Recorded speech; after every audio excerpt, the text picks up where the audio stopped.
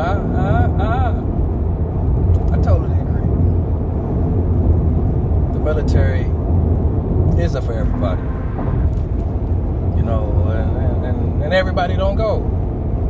You know, it's wild. Like when I lived in Korea. In Korea, everybody had to join the military. Well, I think all the guys. I don't know how it was for the females, but every dude, when they get out of high school, everybody had to join the Korean Army. And it's a position for everybody. Some people stay in. I think you got at least do 2 years, 3 years. I don't know how long you got to do. But my roommate was a Katusa, and you can be in the Korean Army, or they was pitting Korean soldiers, mixing them in with us. You know what I'm saying? So you had a couple of Katusas in your own unit. And I guess it was cool because if you was in the military, if you was in the United States Army as a Katusa, I guess you ate better, you lived a lot better. I guess during the time, you know, when I was living in Korea. But being in the military is not so bad. You know, I was thinking the other day about how, you know, I remember my first night. You know, my recruiter came pick me up. Sergeant Willis came pick me up, drop me off at the hotel. You stay the night at the hotel, and then they get you to the. I guess everybody at the hotel, because it's a soldier. It's a hotel full of people going into the military, different branches, I guess, or going different places. And you get up early in the morning to go to the airport. You stay at the airport like almost all day, and for whatever the reason. Your flight, my flight must have been like the last flight that left the following day at the airport in Michigan to go to Oklahoma. When I got to Oklahoma, it was like in the middle of the night. So you get to Oklahoma, you get off the airplane, it's a drill sergeant to pick you up. And when he picks you up, it's a bunch of y'all at the airport. You know, I mean, I guess it depends on what post you go to. I did my base training at Fort Sill, so we didn't have a bus load, but we had about 2 van loads of people. So we get picked up and we go to Fort Sill, and we sitting on some bleachers, and it must have been I'm gonna estimate probably about 100 of us out there, maybe 2. But all the drill sergeants that was out there at the time was all cool, all nice and all sweet. You know what I'm saying? I'm talking about just, hey, guys, what we gonna do next? You know what I'm saying? Keep man, don't nobody got on a uniform. Everybody's sitting there with their one bag, because you know, you bring a bag of clothes or whatever, drawers, whatever. But everybody got their little bag, and they sitting there and they got you filling out forms, they calling out names. You know, we going to breakfast at this time, blah blah blah. You come back, you're still sitting on bleachers. They put you in a barracks where everybody is there. And you still wearing regular clothes, and you're going to get shots. You know, they give you a little bit of money to buy you some stuff, and then you start going to get your clothes and stuff. But keep in mind, where you at in the in-process, drill sergeants are cool, you know, talking to you, hey, you need to do that, blah, blah, blah, blah, blah, blah, blah, blah. And that goes on for like 2 or 3 days.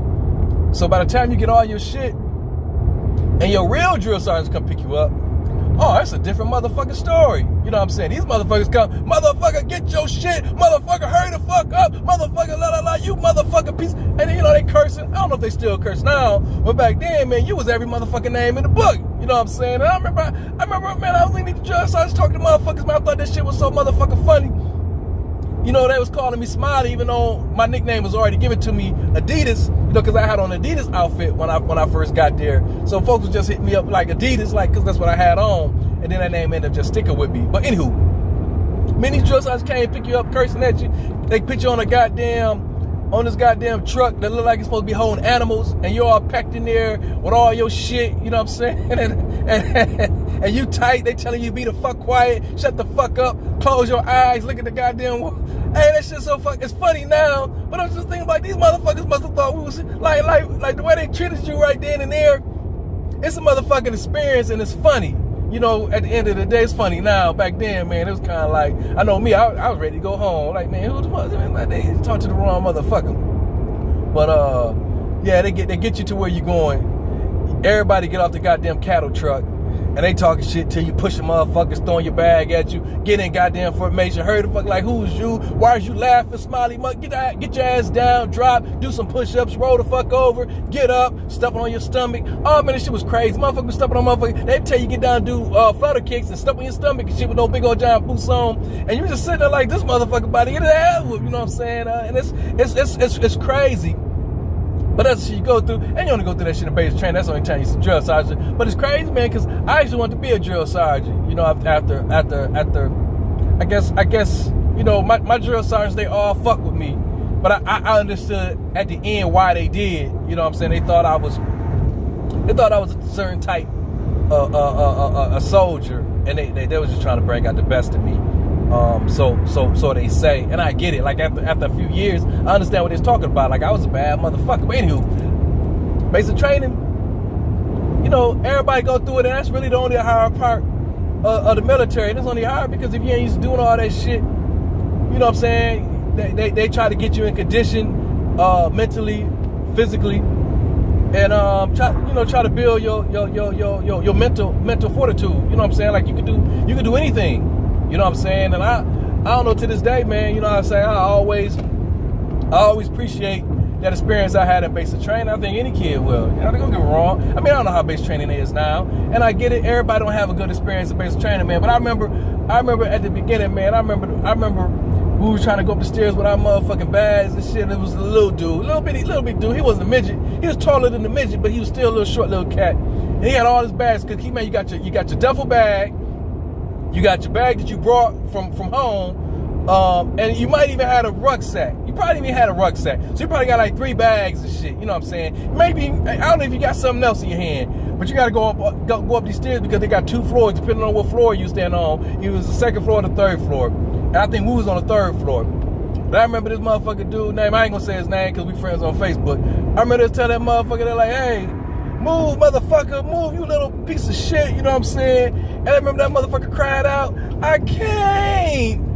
Man, that shit was funny, but I was kind of like behind him, so I couldn't laugh because I was tired of getting motherfuckers, like the drill sergeant. If they had a contest who got smoked the most in basic training, I probably would have won that motherfucker because, I don't know, I would get smoked. I'd be looking at the drill sergeant eye to eye like, motherfucker, you can't break me. You know what I'm saying? Like, they had to roll me over, roll over, do this. Do that, do this, do this. But most of those drill sergeants knew, physically wise, in training, none of them was fucking with me. You know what I'm saying? Like they had to tell me to slow down. Keep in, I just graduated. You know what I'm saying? I was like the best in goddamn distance. You can't outrun me, motherfucker. You know what I'm saying? Like you could attempt to smoke me, but it wasn't happening. You know what I'm saying?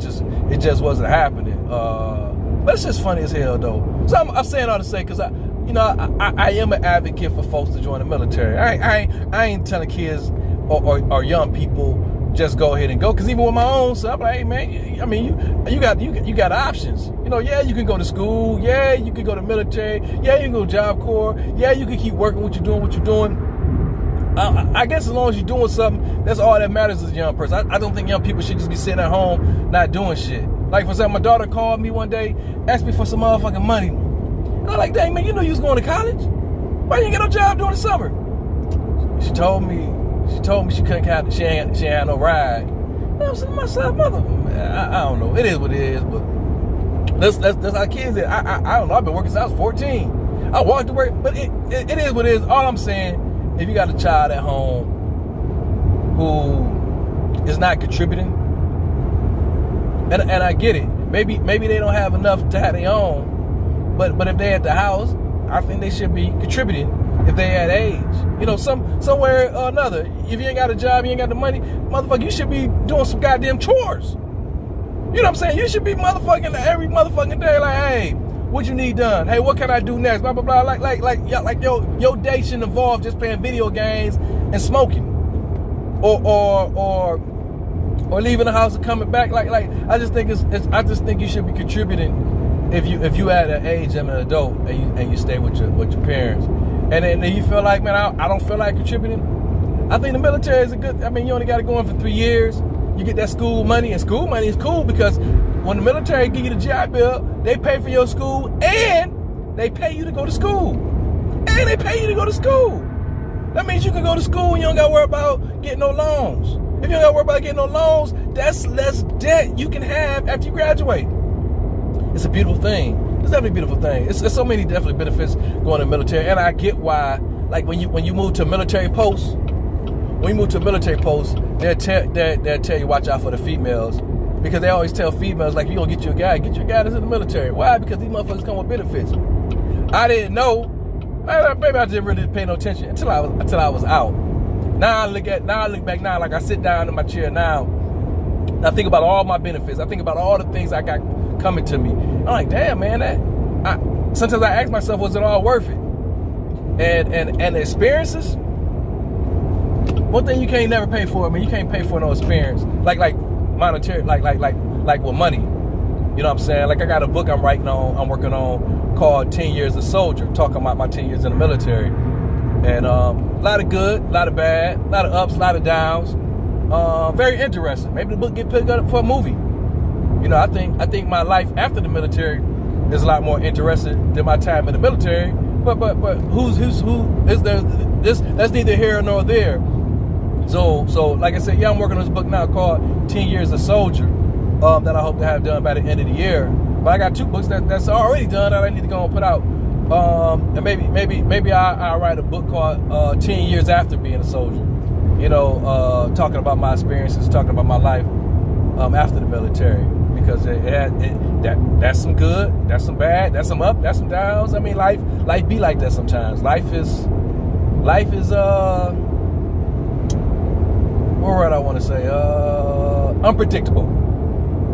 You know, you could plan to do this, you could plan to do that. You just never know.